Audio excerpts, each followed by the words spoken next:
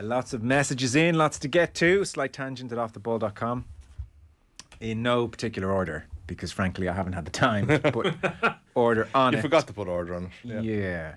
This one will be quick and brief. Hello, Joe and Co. What is it about commentators in soccer praising players, especially strikers, for following up a shot and getting a rebound? They always say he was rewarded there for taking the risk. What's the risk? Gamble. Gamble should be the word. Yeah. I think, yes. Something that always annoys me, as Roy Keane would say, it's his job. Keep up the good work, lads. The best OTB segment for me. Oof. Oof. All the best. Stephen David Vincent Fawn. His full name. Wow. His full name. I was Gamble expecting it by far there on his favourite OTB segment. Yeah, He was a little bit equivocal. Gambled would be the word. Yeah, he's you know what he's done there. He's gambled. It's paid off. Yeah, I see where he's coming from. Don't have you trying to say about it. He's dead right. Hi, Joe and team. Long time. Doesn't say first time, so maybe it's not his first time email. He's had rejected emails, Joe. But he's a long time, and he does add frequent whinger in the past, and I did recognise his name. Not that. He is a good man, John, and often you're right, I would dare say. A good man to say, why are you giving Connacht such short shrift on your Monday or Wednesday night? Oh yeah. Anyway, yeah, that's an interesting question. It's a fair point. Is that the question? No, it's not. No, sorry, that's what he tweets when he says. Am I fair? When he says he's been a frequent whinger in the past, that's what he's alluding to. I suspect, John. I mean, you can correct me if not. I wonder if journalists such as yourselves have in the past been in the know collectively about some facet of a sports story, but have not shared that information with the public. I'm not talking about journalists unable to publish because somebody with deep pockets has managed to convince a judge to grant an injunction. I'm talking about an understanding that something which cannot be said in public, either out of delicacy or fear of libel. Does this happen? If so, how do you feel about not telling the entire story? He goes on to say, I ask this because here in the West, there's an ongoing concern about the relationship between Connacht and Bundyaki. There's an awful amount of idle speculation in the air, along with some downright bizarre rumours. The local podcasts are doing a great job as usual, but I sometimes feel like they know more than they are saying.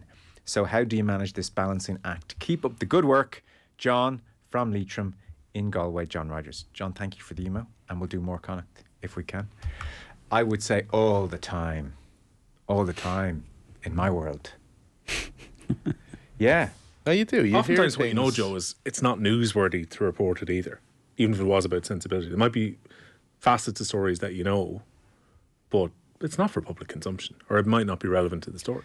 I think it's delicacy. I think often it is very relevant to the story, but you can't say what's going on. I find anyway. You hear, you know what the real story there is from somebody, and then you think to yourself, oh, that explains that.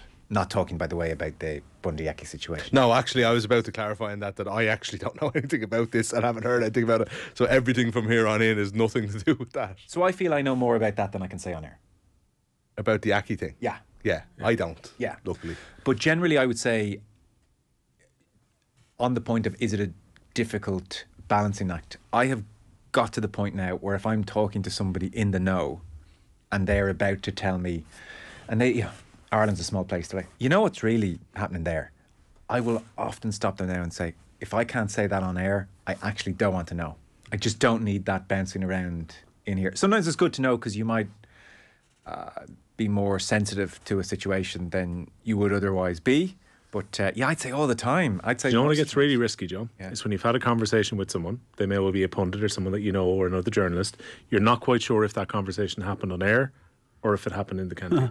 Yeah, that's it. You don't want that. The exception to the rule is everything around Stephen Cluxton. Nobody knows anything. Yeah. I don't have a clue.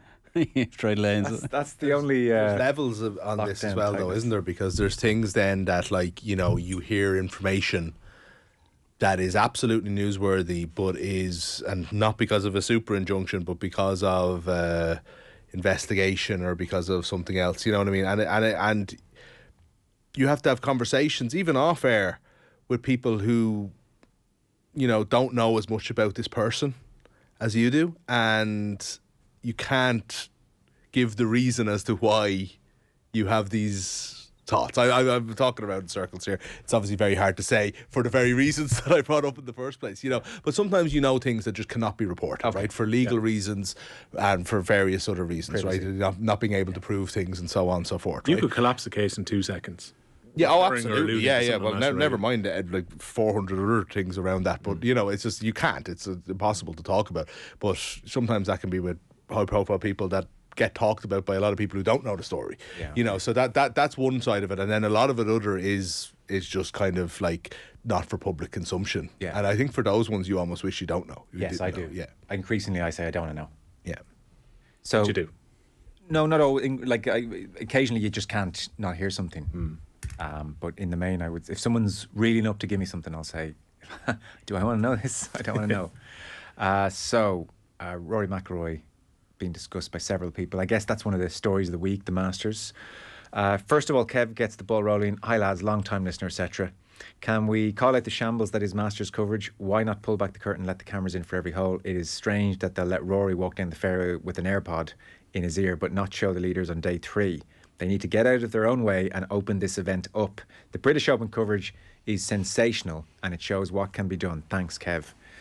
Again, that is a short conversation. Agree. It's one of the more bizarre practices in world sport. It's like the Masters don't realise what their own app does. Their television conduct would suggest that somehow this isn't all available to the world anyway. Yeah. If people aren't aware of what we're talking about, you watch the British Open on Sky, every single shot from 6:55 in the morning is shown. Every single shot.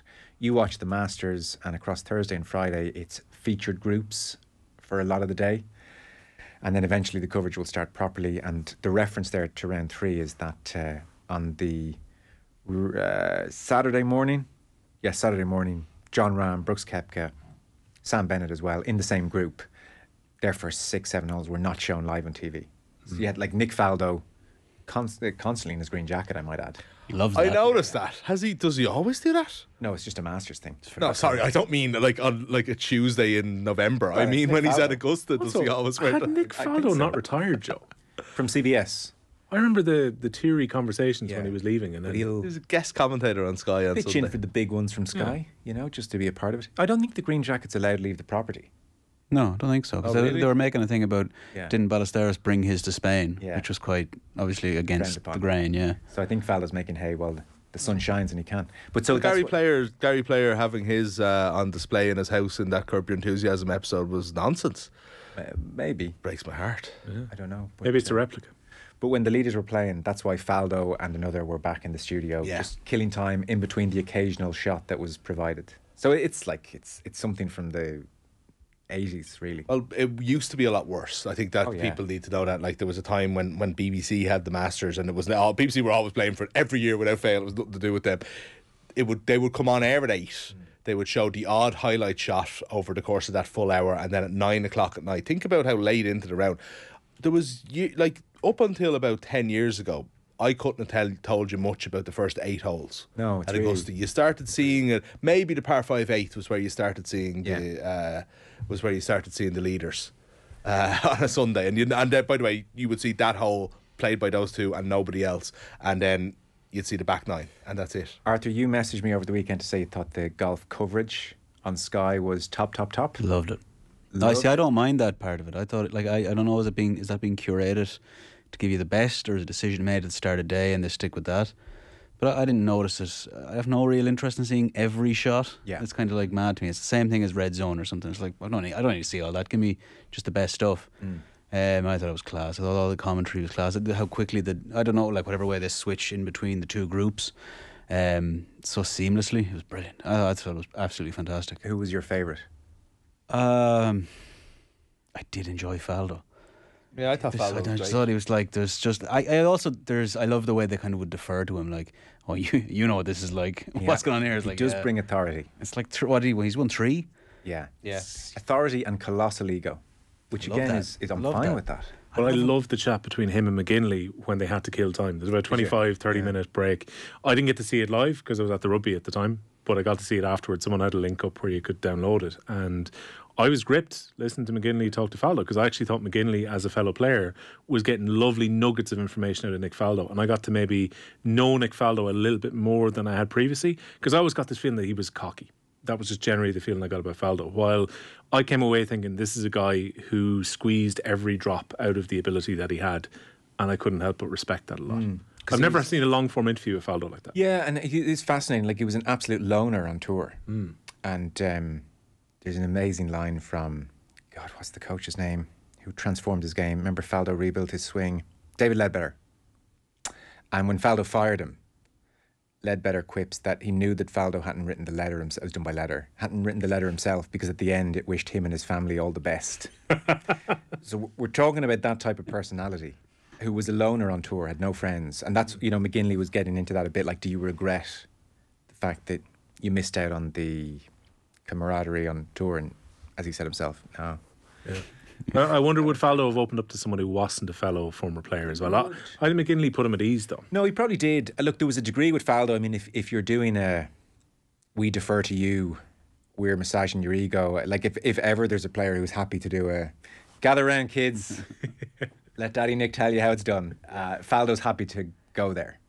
Here, tell me, is that coverage style of the Masters something that's just done to kind of uphold the mystique and prestige around it? Like, no, they would do it for all the majors. Oh, is it? Okay. Yeah, in Sky's major coverage is top. Oh, okay. Full on, all the works. It's always been that style, like of you know, 3 at a time and changing over. I feel like they've actually come across a really good crew at the moment, though. It's really good. McGinley is really good. If you see like someone like Coulthard, as like Nick Doherty, these former players that have come on that are better broadcasters than they ever were golfers, and that's no offence to them as golf, but you know, it's like there is a good tradition of that in like golf and snooker, seemingly, and maybe tennis, but it really is. Yeah. But both of them are brilliant, and they really add to the coverage. But they feel more like broadcasters, and then defer to like McGinley as the expert and all, even though they were like Ryder Cup players themselves. It's kind of strange, isn't it? People are shocked. Ewan Murray is like the lead commentator. Yeah. People are like shocked to hear, Ewan Murray was Darren Clark's coach. Ewan Murray knows golf inside out. Yeah, Ewan Murray is so good. But he would never offer an opinion, really. He does the occasional, and it's brilliant. Like one swing, he'll say, "Oh, club got stuck behind him inside. He pushed it wide, blocked it," and you're like, "Whoa!" You forget that this guy he sees exactly what's happening. I think it was Murray. It was Murray or Faldo. I think it was on their thing when, at some point, when Koepka hit that ball up between whatever it was, like it was sort of on the level. It was kind of a thing. It's like, where's he going to stand? It was just, that was Faldo.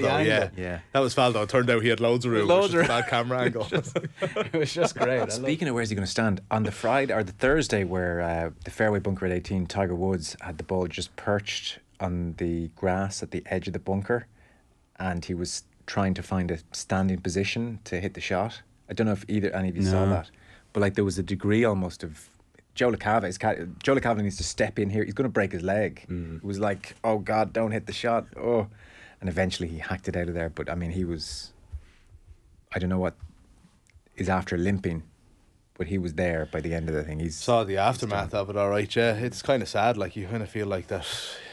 It's not really the image that we need to be seeing a Tiger like year after year. Whatever about it happened to him once last year when he was still recovering. Like if his leg isn't up to it and isn't up to kind of the contours and the effort that goes into kind of walking around these courses while trying to hit a ball 350 yards. Yeah. I really would rather not see it, I have to say. I don't know why. Yeah. I'm sure he just can't let it go and feels like he can get fixed, but you know, he nearly lost that leg. Like, I mean, I don't know if this is ever going to get better. It's interesting as well, Mick, what a draw he is. Because I was just looking at, you get the 3-day figures on the TV, so now they've got them for the first round today. And ESPN's figures fell down by nearly 11%. They lost around 300,000 viewers compared to the first day of the year before. And ESPN attributed that directly to the amount of people that watched Tiger's comeback the season before. They showed loads of Tiger on the first day. They did, yeah. So they reckon the Tiger is accountable for probably 1 in 11 people watching the coverage. Well, the big cliche in golf is always Tiger doesn't move the needle, Tiger is the needle. So it's always borne out in the TV figures when he's playing or not playing. A quick word, I'm curious as to what your thoughts are on the McIlroy Odyssey. Well, I talked a bit about it in the news round. There's obviously a mental block there. I would be interested to know what you guys think. Yeah, it's hard to argue with that. It's very hard to be too hard on him, but like at the same time, I find it funny how much is invested in him from our perspective. Because I think with golf, like it always seems so preposterous to me to say anyone will win any competition, and let alone turn up for whatever is one of the 4 competitions, and you'll go, oh, he'll win it. Like it's ludicrous. Like I was even looking earlier on. I think is Woods the last guy to win it back to back? 02. So, which would kind of suggest that, you know, within 12 months of winning on the same course, you can't come back. No, so few people come back and win again. That it's like it's such such a minute chance of actually doing it. It's so difficult. So, but obviously he does have some sort of hang up now that's kind of beyond his capabilities. Yes. So I don't know what you do about that. Don't know. And I know he's working with Barbatella. Bob's a real, you know, shoot for the moon and you might hit the stars kind of a guy. Like, I don't know if that's going to cut it either. Like, I don't want to psychoanalyse McIlroy here, but the fact he's decided but please do. But please do. But the fact he's decided not to go to the Heritage this week would really, like, that's one of the big PGA events. Well, it's one of the elevated events, and he's already used Mr. up PGA. And he's used his one exemption. He skipped the Tournament of Champions, so you're allowed to miss one of the elevated events, which he's almost pioneered. It does suggest he is. Well, on when the you floor. say he's allowed to miss one, what's going to happen to him? Like, I don't know. I presume there's some kind of, there's probably He's going to jail. Might be a fine, or maybe he'll back channels. He'll have to say, "Oh, look, I'll turn up in Minnesota for the Arthur O'D Challenge." I want to see the Arthur. We'll take him. We'll take him. But I mean, I wonder, does it get as built up to Rory as we all do? When we know how important the Slam is to him. Oh, it does. And then when he's in really good form, like he's been going into this tournament, you're thinking maybe this is the chance. Like as Mick said earlier on the news round, he's in his early 30s. He's got loads of time yet to win this. But the longer it goes, people will continue to go, you know what, 10 years ago you really should have won, but you messed it up on the back nine. Will it ever actually happen? And he was, when I was watching the 11th, I don't know if it was Ram and Koepka, it probably was, and I was just watching it with my wife and I was like, oh, this is the hole where Rory hit it into a house that people didn't even know was on the course. The 10th. I got the hole wrong, but still the point stands, right? It was like, this is where he hits it into a house that people didn't even know was on the course. And they're thinking like, God, like he was, you know, whatever, again, use the word bottle or whatever, but like that happened then. He choked that day as a kid and it was always the way back from that, but something has always happened to him. Whenever there's been a chance, there was no chance this week. It never happened. Like, I mean, when I presume you were watching live, Joe, when you saw his second shot into the first on Thursday, I'd say you went, Yeah, first shot. It was 15, 20 yards wide, like wide right, and you're pulled thinking the tee shot even. You know, yeah. Did him having the AirPod in, Joe, make any difference whatsoever? He was already in big trouble at that stage, even though that was only 9 holes in. I thought that gave us an interesting insight as a final thought, in that he was in the middle of the fairway, and already I think what he was saying was out of kilter with where the tournament was, because Koepka and Ram were racing towards 7 under. He was still stuck on even par. You can't give up 2 of those guys 7 shots, even if it's first round. But when he was mic'd up, he was preaching patience. Yeah, look, it's been a bit messy, long way to go. And then on the 9th, he said, well, I've got 125 adjusted. And they said, what are you going to hit in there? And he said, I've got a perfect wedge for that number. And he hit the shot and he came up 20 feet short. And then he put back in the earpod and he said, yeah, just as I was hitting it, I eased off. I was worried about going long. And going long there is scary on 9 because you're dead if you go long. But I thought at that stage he needed to get far more aggressive. Like, just go for it, man. Just go for it. You're Rory McIlroy. It's in your DNA to be aggressive.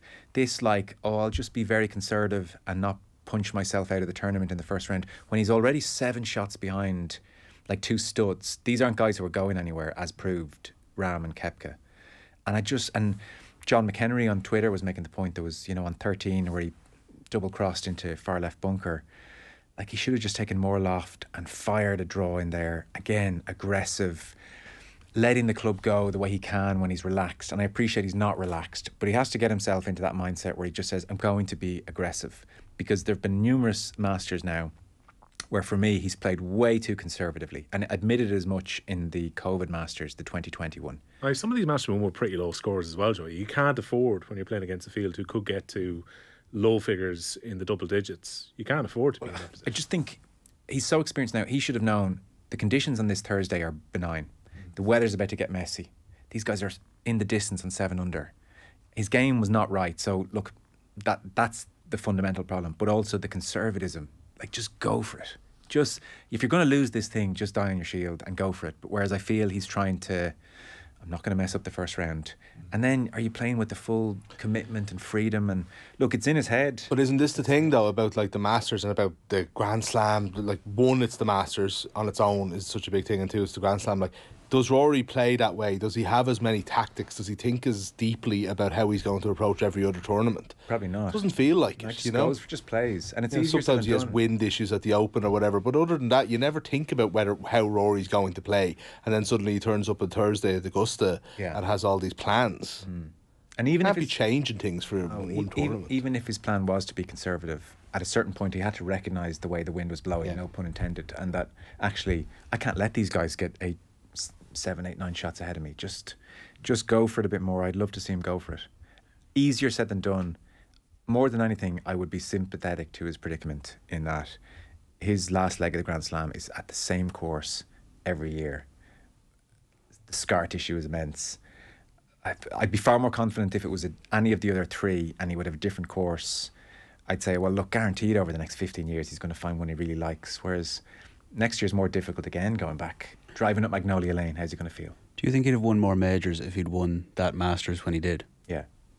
I mean, like, hypothetically, if that hoodoo wasn't there for him. To be fair, he won in Why the do you US think Open that? Because he came back. away. Yeah, I he think came back from it so I think strongly. he would have won the Masters a few times for a start. A few times, like it's like Arthur was saying. It's like, I know Rory has this talent level, but like John Rahm just won his first Masters. Do you know what I mean? It's No, I like do. it isn't a guarantee that even playing well is going to get you the Masters. You That's know? fair.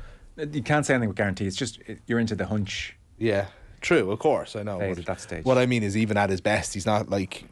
It's not just a cakewalk to go and win. A lot has to go right for you in a week. You know? And you see other years he's turned up where his form hasn't been good, or there've been genuine problems with his game. Like his putting at times was not good enough to win the Masters. His wedge game at times was not good enough to win the Masters.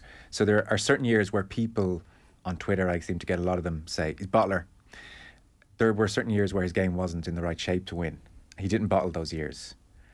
This year, it's a mental failing. His game was good enough. When we were doing our end of year review stuff last year, I was kind of tapping around the last round at St Andrews, and you straight in, you went, he blew it. Yeah, he did. He did not play well on the Sunday. Yeah. So to take the Augusta hoodoo out of it, is there an issue wider with Rory McIlroy and closing the deal at the moment? It's 2014 now since he's won a major. So 4 majors is unbelievable achievement that like we can't ever take away. But we're coming up on 10 years. No, there is in the prime of his career. Yeah. Like, That Sunday at St Andrews. There's a very good parallel with the attitude I've described on Thursday, just gone, that conservatism with St Andrews. Just, I'm not going to lose it. And Cam Smith went out and won it. And it's easier to win from behind. But like Rory shooting, was it a 72 or 70 on the Sunday? I think 71. I think so whatever it was. Yeah. Like for those conditions that day, it just, that's beneath his level. So it's fascinating. And look, who knows? Maybe as a final thought, the way his career arc is amazing is he goes another 10 years without winning the Masters and completes the Grand Slam in his mid-40s, and it's just like this moment of euphoria, and it's a bit like Mayo not winning Sam for so long, and then it happens. Whereas if he just wins the Grand Slam now, it's like, Holy Grail completed. So maybe it'll be a more epic kind of moment. To join Liv. Or else the Greg Norman, Ernie Els ghosts. Can I bring us full circle, as you mentioned, Greg Norman? And we talked about Nick Faldo earlier. I was watching, this is a full-on tangent, apologies. Watching... Not even a slight one. Before the coverage one of the days. I'm ready for these things much earlier than American TV will give me. I'm done by the time it starts. Norman and Faldo, 96, and the chase and the collapse and so on. And I was really struck by how much of a moment in time and an end of an era thing that was, because Faldo, as he never did, is like not wearing a hat. There's the sort of two old timers, the 80s and early 90s stars going up against each other, and it cuts to like Phil Mickelson, like who had a really good round, or young Phil Mickelson, and he's wearing these like hilariously baggy clothes, but he's also not wearing a hat. And I'm thinking, like, the next time they go to Augusta, Tiger Woods, the 21-year-old, comes in and wins front to back with the Nike hat on him, and nobody's ever not commercial in golf again. Oh, it's a line in the sand. But it's an unbelievable, like, everything is lined up as a line in the sand, isn't it? It's crazy. The fact that it was Faldo and Norman even, And Woods played with Faldo those opening 2 days, and I'm pretty much convinced Faldo to quit. Retired that day. Going, in 97. Holy shit, what's this? I can't. What? Who? I think he was done that day. Yeah. But seeing Phil Mickelson without a hat, and you're thinking, I've seen this guy for his whole career, but I didn't probably see those first 3 years or so. It's just incredible symmetry, I think, in that whole thing. Yeah. We will take a short break. I should let you know Rodri has scored for Manchester City. They are 1-0 up against Bayern Munich, 30 minutes on the clock, 0-0 between Inter and Benfica. This is a Slight Tangent. Myself, Michael McCarthy, Will O'Callaghan, Arthur O'Dea, back with you in just one moment. You're welcome back. Slight Tangent. Arthur O'Dea is here, Will O'Callaghan is here, Mick McCarthy is here with myself. We are the OTB PM FM team, riffing on the stories of the week and getting to your emails. So we're going to touch on the opening round of the GAA Championship in a moment. But for instance, an email into a slight tangent at offtheball.com was about Celtic. Hi lads, LTFT to the best show on radio. That's a sweet intro. That's on point. You get read out? LTFT. Joe's interrupted the emails again. I write in relation to Celtic FC. This is a guy of my vintage. And he lives in my neck of the woods, actually. Cahill in Colester. You'd be like, actually went to school with Cahill. If you see me, Cahill, come up and say hi, for goodness sake. I'm out pounding the pavement. He doesn't mean a call. No eye contact, and make it brief. But do come and say hi. I write in relation to Celtic FC. As was common growing up in Ireland in the early 2000s, I chose to support an English team, Manchester United in my case, and Celtic. While I had a choice in supporting United, I automatically started supporting Celtic, similar to supporting the national team. He goes on to reference things like Martin O'Neill, Larson, all those big memories, and then says, my interest in Celtic during the 2010s dwindled due to lack of competition from Rangers and the overall lowering of standards of Scottish football, Celtic's struggles in Europe, etc. I have, however, rekindled my interest in the team since the arrival of Ange Postecoglou. However, I would say a lot of Irish sporting fans would not be able to pick out Ange if he walked into the local pub for a pint. Over the weekend, Celtic beat Rangers 3-2 to all but secure the league with goals from in-form Kyogo and Jota. I brought up the Old Firm result with my friends, mid-20s, in the pub on Saturday night. The Beachcomber, I'll wager, Carl. Not to my surprise, not one of them knew the match had happened, and they admitted they didn't really have any interest in Celtic anymore. In recent years, the dedicated Celtic club shop in the Isla closed, and I find it less common to spot a Celtic jersey being worn in the streets. I was just wondering if you could discuss your own personal experiences with following Celtic and your thoughts on the Irish sporting public's changing relationship and interest in the club. Do Irish children follow Celtic anymore? Why did you all start supporting Celtic, and do you have any interest in the club anymore? It's presumptuous. Carl, I think you're going to be disappointed with your answer to the first part of that. Or are Celtic just as relevant now as they were in the past? Cahill in Colester. Interesting email, good email. Yeah. Arthur O'Dea, get the ball rolling. Did you support Celtic growing up? I wouldn't go as far as to say support. You'd have watched the games, obviously, when they get into the UEFA Cup final in 2003. Yeah. But that's about the height of it. I remember that run. I remember then they beat Liverpool. Obviously lost the final to Porto. Yeah, I would have been watching that. But we didn't have Sky were still showing things at the time, so we didn't have Sky, so we wouldn't have been watching anything in Scottish Celtic football. Jerseys aplenty in your primary school, secondary school? They would have been about, they would have been about no more than Irish jerseys, and United and Liverpool would have been the three, some Arsenal, but that would have been the guts of it. Yeah. Leeds, I should hasten to mention. But there would have been. But and is your sense there is a decline in interest in Celtic? I don't know. I can only imagine so. There's more football now to watch, better football to watch than there was then. Mm-hmm. So I mean, and so then we wouldn't have been able to see anything to do with what was going on across Europe. Really, Champions League nights was it. Whereas now Celtic, but it's just. If it was faintly ridiculous when I was growing up that only two teams had won the league since 1986, 15, 16, 17 years later, that's still been the case, but one of them relegated out of the division for a while. Yeah. It's a joke. It's not a serious league, so I don't feel it's serious in terms of garnering interest. I'm certain there are plenty of legitimate Celtic fans, but it can only possibly be in terms of, I suppose, sentimental reasons towards it. You can't be going there for any sort of competitiveness. It's a broken league and has been for a long, long time. So I don't know again, people go there and it does matter to them, but football wise, it's just it's unimportant. Michael, I think I don't know. I think there's a natural connection. That's I do also feel that the connection is real. I do always disagree with the whole Celtic are just like a Scottish club, and you know, there is like a real Irish connection there, that there's nothing wrong with an Irish person feeling a true kinship to Celtic. I always think that it's a very real thing that can be dismissed sort of glibly sometimes. For me personally, I would say that, like Arthur, I don't know, I would have grown up without ever watching Celtic back when they had no numbers and so on, wanting them to win and wanting them to beat Rangers, but with no real passion or knowledge of it.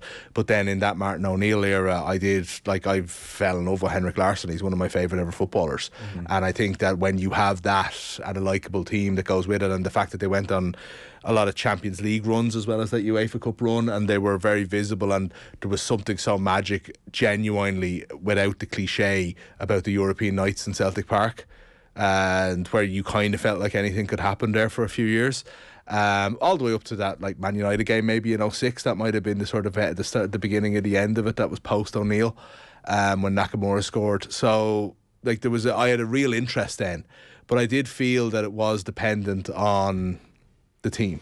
It was dependent on the characters involved and how they were competing. And when Scottish competitiveness went down in Europe, and you know, the SPL just was what it was, so did my interest. And to be honest now, I don't really have a rooting interest. Do I find that there's less out there? I still see it really, really strongly where I see it, but I do agree that there's probably just less Celtic jerseys walking down the street. So do I. You know, I actually, like in Dublin anyway, I can't speak for the rest of the country, I think it's quite noticeable. Yeah, I think so too. And I think it's just fallen off the sporting offering in terms of its importance. Like I feel back in the Larson days, it was on the 6-1 News and stuff, and it just wouldn't be as much now. It is a touch, but not as much. They beat Rangers one time, I think it was like 6-2, and it was like an early kick-off, as they all are, I suppose, and it was like we went to the pub, you know what I mean, like to watch it because we didn't have Sky, whatever, and it was a big deal. And I think Celtic might have like wrapped up the league or something close, much like this weekend actually, you know. And it was a big deal, that game, and that's not the case this weekend. Like I would have almost and told by any Celtic supporting mates of mine to bore off. I was very dismissive of it, even as a kid. I was dismissive, potentially unfairly so, but like of the standard. And I thought, but one of the great attractions of the whole thing, and the Old Firm in particular, is just how much hatred there is. Which, you know, the TV commentary would euphemistically describe as atmosphere. And I just thought it was all a bit pathetic. Even as a teenager kid, I thought, this grim, that like this is just about hatred, it's petty. You know, and again, I was told to properly bore off, but I could never get on board with it. And I think your family is part of it, you know. So my dad is a Manchester United supporter. That's kind of where my love was funneled. And if he'd been a big Celtic supporter, I guarantee I would have been a Celtic fan and would have seen it very differently. But when, you know, the Jesuits, give me the boy till 7 and I'll give you the man. You know, whenever I first started encountering Celtic in a big way, when my mates started supporting them, at that stage I was thinking, just not for me. So I never got into them enough to be a lapsed Celtic fan, I would say. Yeah, I think to Arthur's point, and we talked about this a few weeks ago on this very segment, a lot of young people now are more drawn towards players than clubs, rather than put the point that you just made where Celtic was generally handed down by generations of fans. Now I think youngsters are more likely to support Mbappe or Messi or Cristiano, whoever they support. I think they still support an English club though, wouldn't they? Probably, but I think they'd be less likely to be drawn to Celtic. But to your emailer's point, I think the big moment was when Rangers, whatever way you want to put this, whether they were liquidated or whether they went down the divisions, depending on your persuasion probably. That was a moment, I think, when Scottish football pretty much went off a cliff. Yeah, like Celtic nosedived, and there's even that feeling there was a certain shrug, even with the unbeaten Brendan Rodgers side and the multiple trophies that they were winning. That was hollow. Without a rivalry, it didn't have that excitement. Well, what was the first thing you would do back in the day when you saw the Celtic result? You'd look at the Rangers result. Yeah. And so without their... Still the case. True. So without that adversary... But even when Celtic were really good in 03, it was not long ago that Rangers had been really good in Europe. You think back to that kind of 93, 94 period where Rangers were right up there. And then Rangers had some incredible players. As it worked out afterwards, double contracts were probably part of their success. But at the turn of the millennium, both teams were really stacked. They were actually really they were good at the same time. Yeah, sure. Brian Laudrup was playing for Rangers in his amazing, prime. And does it grab you? Like right now, or ever? Not so much. I like watching Ange Postecoglou's teams. Yeah. But generally in school, we would have kind of been Celtic well-wishers as opposed to being like rabid Celtic fans. That's a good way of putting it. That's a very good way of putting it. We it. were definitely Henrik Larsson fans. Don't get me wrong, I wasn't supporting Rangers either. I thought the whole thing was a bit... The Rangers, I often say is like, because obviously like I'm a Clare GA supporter, but like, you know, I'm from Dublin, was born in Dublin, and like was more into the Dubs as a kid. Before they started winning things, probably was my weirdness. But I always say the one part of Dublin that's left in me is a kind of a hatred for Meath. Now, I say it's sport hatred, you know, let's not get the angry tweets, you know. Yeah. But I think there's a little bit of that with Celtic and Rangers still. So as much as you say it is all stupid and phony and ridiculous. I don't think it's phony. But it's just not an attractive basis. No, I agree with you. But as yet, it is still built in me that the less I care about Celtic, I still kind of dislike Rangers the same amount, you know. Yeah. When we were, and I wonder, is that part of the lessening of it a little bit as well, because we're not like that anymore. But when I was a kid, I remember my cousin was like glory hunting. We were like 5, 6 or whatever, and he was like, we'd have a Scottish team, an Italian team, and he was like, oh, my Scottish team is Rangers because they were winning the league every year. And I was like, you can't support Rangers. And there was this big like anger that he was like, how dare he support Rangers? You can't. You're not like this kind of like anti-Brit sentiment sort of thing. I don't think that would be as strong now, thank God. No, not as strong. You know? Funny, I probably find Celtic more attractive now under Ange Postecoglou than back in the fire and brimstone days. Yeah. Because it's the basis of it is not... Isn't it just very homogenised? Little bit, yeah.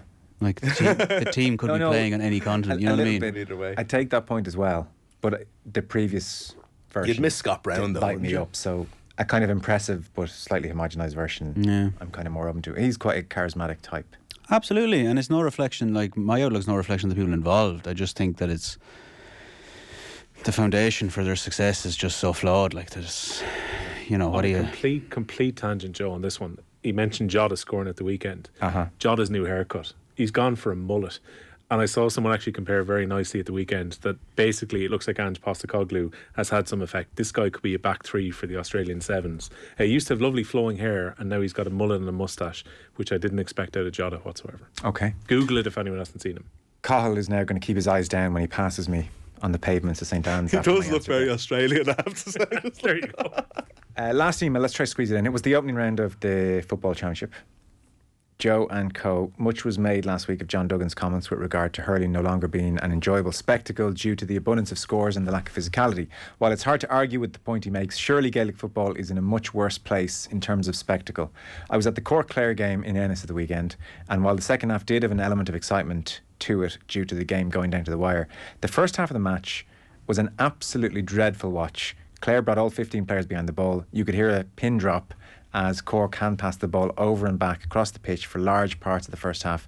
The only excitement coming when either side broke at pace.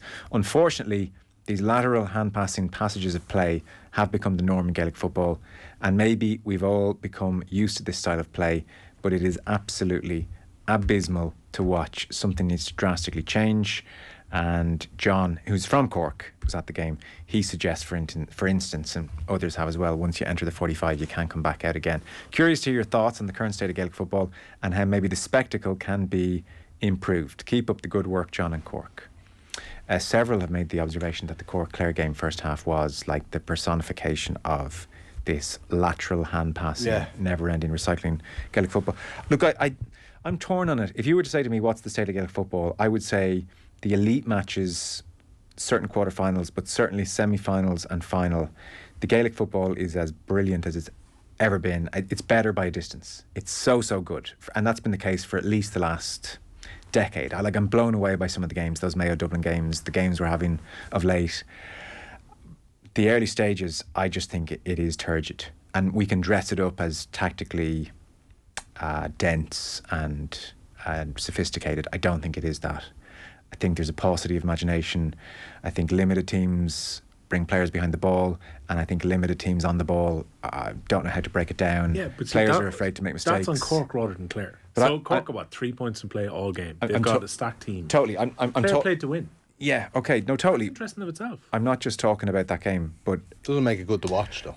I think you could talk about it in interesting terms, but there are times I'm watching teams going back and forth across the pitch, And sometimes there is a method. I'm sure Roscommon were trying to play down the clock when they had the wind against them, and Mayo weren't engaging, so they just kept going back and forth. But there's times where it is just possession for possession's sake, and I think we're too quick to be like deferential and saying, "Oh, what brilliant tactical thing is at play here that we need to break down." Sometimes it's just really, really turgid attack with no panache, no risk taking. I'm not going to be the one who gives the ball away. Here you go, Mick, you take it. Yeah. Just like a deadness to it, and it is in the earlier stages, and I think you can dress it up all you want. I do think it has a problem. I think it's really boring.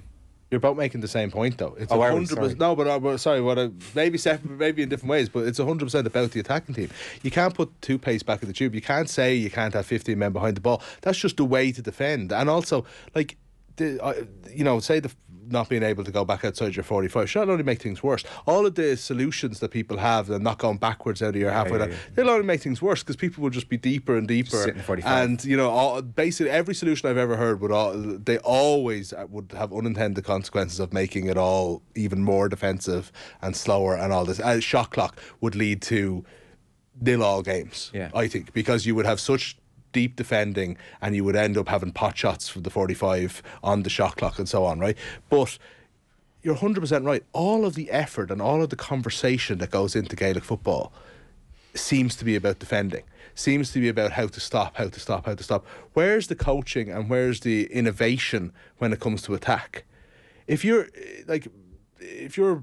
a basketball team, you expect to be 5-on-5 in attack, 5-on-5 in defence, right? It's obviously, it's a much bigger pitch and it's 15 people. It's not exactly comparable, but there is, that you find ways around it. That's half your job, is to beat it's what I find is that we're years into this. We're years and years into this, and football teams like Cork on Sunday are like surprised or don't know how to face this, because it's like, this isn't what we're expecting. This isn't what we grew up with. I don't know how to break down this kind of defence. You should just assume that this is what you're going up against every time you play football now.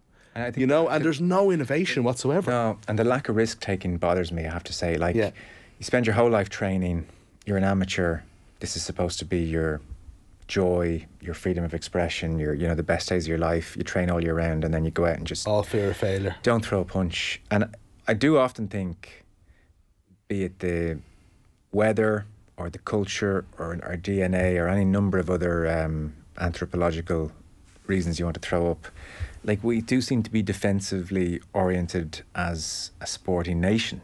Our football teams, Stephen Kenny trying to change that now, which is interesting. It's about grit and hard work and defensive solidity.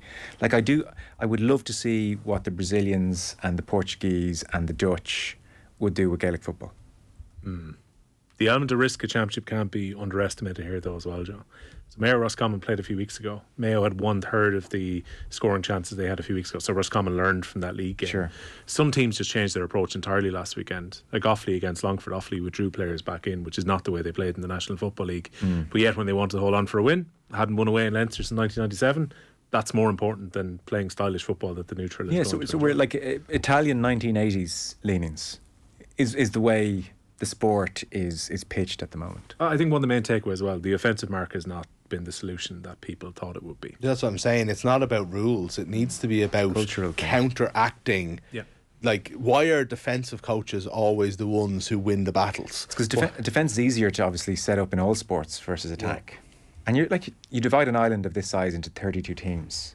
There will be limitations on the attacking prowess of individuals, and so it's easier to get them super fit, super organised defence, punch on the counter attack. Yeah. But you use the word homogenised, Arthur. I think they're all playing the same way at the moment. David Clifford said that a few weeks ago. Every game looks the same. Yeah, I don't have as much of a problem about it. You kind of accept it for what it is, because I think again, a lot of these things I think comes down to. So I appreciate no one's harking back to a golden age necessarily, but the fact of the matter is we're just seeing more games than we ever have before. I don't think the standard has gotten any different in terms of like that there was these great games before, like that, the Cork and Clare would be a classic. It wouldn't. More often than not, Cork would have hammered the shite out of Clare and that would have been it, and they move on. True. The fact that Clare can compete and have competed and built something really special, I think that's to be celebrated rather than think. I just think for a lot of people, like, Gaelic football might just not be your thing. Because that, like, as you're saying, so defence is easier to do, but there are seriously, again, I assume you give it the benefit of the doubt, there are seriously equipped people who are given a lot of time to thinking about Gaelic football and implementing plans within the sport and given time and given the resources in certain cases, and they're getting results. You know, someone like, again, whatever with the Mickey Hart situation in Louth, 3 divisions in 4 years they're gone up, or whatever, 3, 4, whatever it was, up to, you know, on the cusp of Division 1. I don't know, I think that if there's that kind of room for innovation within a game where you can turn a county's kind of form line around so rapidly if you get things right, I think that's more interesting than like basketball. I don't think the equivalent. Hurling is very interesting for what hurling is at the minute, I think, where the skill level's just gone through the roof. But you're never going to have football like that. It just won't work. The pitch would have to be smaller, you know what I mean? It just can't work. So I don't know what if we want the base level to be Dublin Mayo All-Ireland final, then Dublin Mayo All-Ireland final isn't so special anymore. It does, the year doesn't reach a crescendo. I think so. They're very good points. Do we not just want something happening in the game though? There's too much time when there is nothing happening. That's not true. Well, okay, it's all building to something, like, you know. Yeah. Okay. I think so. I find it incredibly dull to watch, and I do appreciate that there's a zealot group there that I don't think is shrinking. I think that there's a people who are more into Gaelic football than they've ever been before, and like, I think that a lot of that is culture and a lot of that is where you come from and what you grow up with. But for them, they're enjoying football more than ever, and I don't think they care. I don't think they care if it's poor to watch. They see maybe more in it, I don't know, or maybe they want to see more in it, would be my personal theory, but but I would worry about the people who watch sport in this country in general.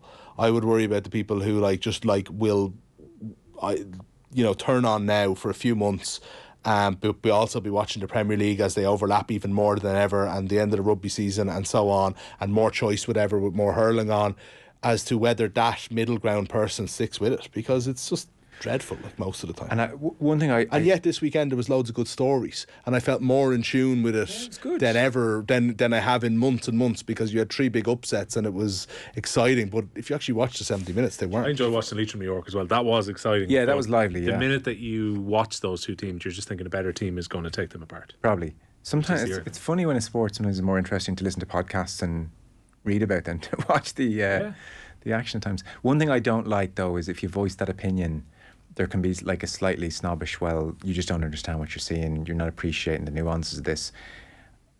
Someone's going to have to explain the nuances I'm not seeing. At times it's just a lot of men behind the ball and a lot of lateral hand passing. I mean, you can dress that up as patience and all sorts of sophistication, but I don't think it is. I think it's just a stalemate. It's like that in every sport, though, isn't it? It is. Like, there's always the people who want to see it for more than what it is. Sure. Will tell you don't have a clue what you're talking about because you dismiss it. And there's a lot of Snorefest soccer games, a lot of Snorefest URC rugby games. So this is not a problem unique to GAA either. Just something I noticed, Joe, a couple of weeks ago, Maurice Brosnan was talking to Johnny Maloney, the former Offaly captain, who's over in Galway now. Yeah. And Johnny Maloney said that most teams in Division 3 and 4 of the league didn't touch video analysis until about 2016 or 2017. I wonder how much of an impact that has, that there's now far more data, they're more driven around tactics, actually looking at other teams, that is now going to also result in the teams further down the ladder being remarkably well prepared for who they're playing. Yeah. Well, we'll see. I'm sure there'll be a response to that. Fellas, I think we are pretty much out of time, unless there's anything else we must mention. Overtime again, Joe. Overtime. As we tend to be.